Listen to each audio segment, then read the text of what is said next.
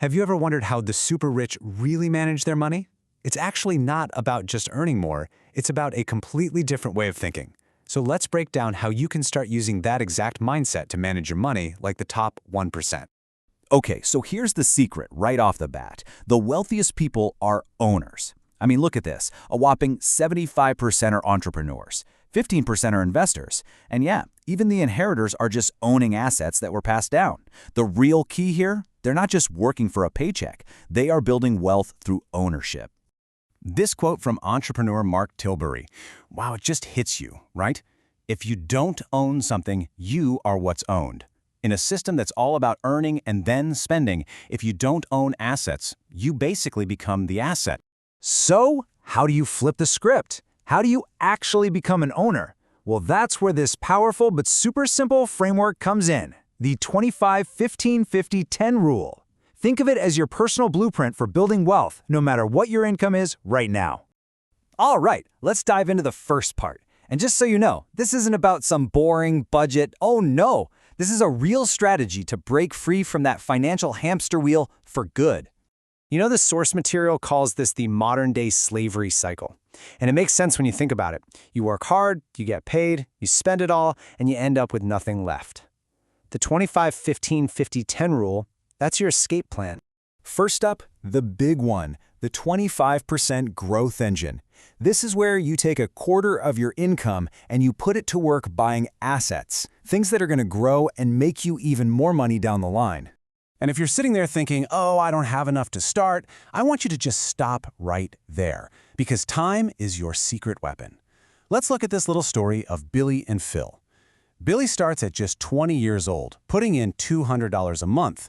Phil waits till he's 30, but he invests more, $300 a month. So, who comes out on top? It's not even close.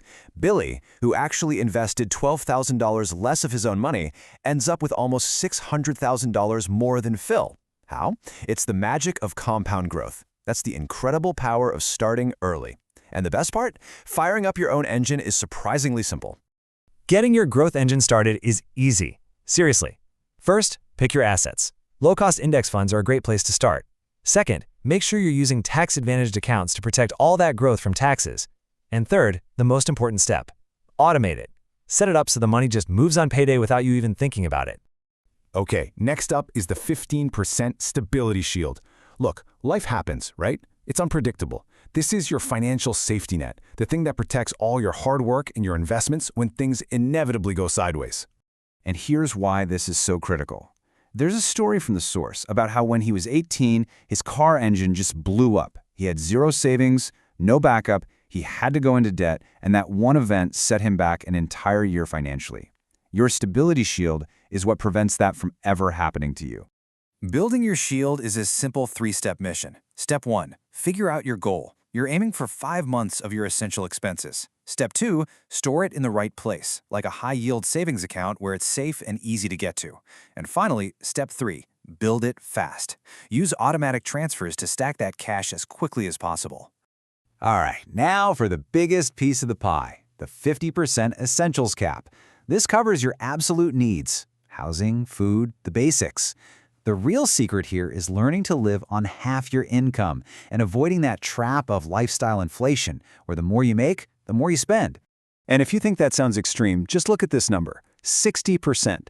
60% of people in the US making over $100,000 a year are still living paycheck to paycheck. It just proves that making more money won't fix your problems if you're spending more too.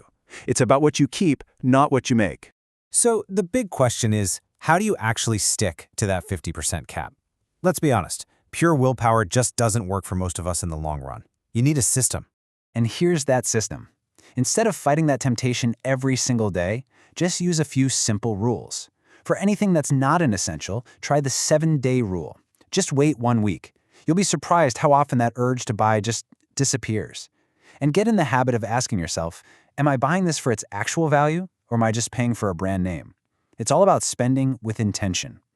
And finally, we have the 10% sanity saver. Because let's be real, any plan that feels like a punishment is a plan you're going to quit.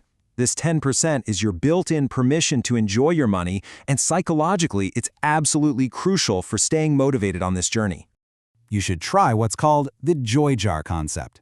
It's brilliant.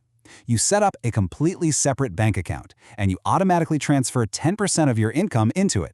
This is your guilt-free fun money. When it's gone for the month, it's gone. This little trick prevents you from overspending, but guarantees you actually reward yourself. So what should you spend it on? Well, the best advice is to prioritize experiences over things.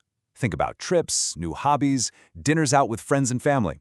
These are the things that create lasting memories and really refuel you for the long haul. So let's just do a quick recap. The 25-15-15-10 rule is a complete system. You've got 25% going to your growth engine, 15% building your stability shield, 50% for your essentials, and a fun 10% for your rewards. Because ultimately, this whole thing isn't about looking rich. It's about being free.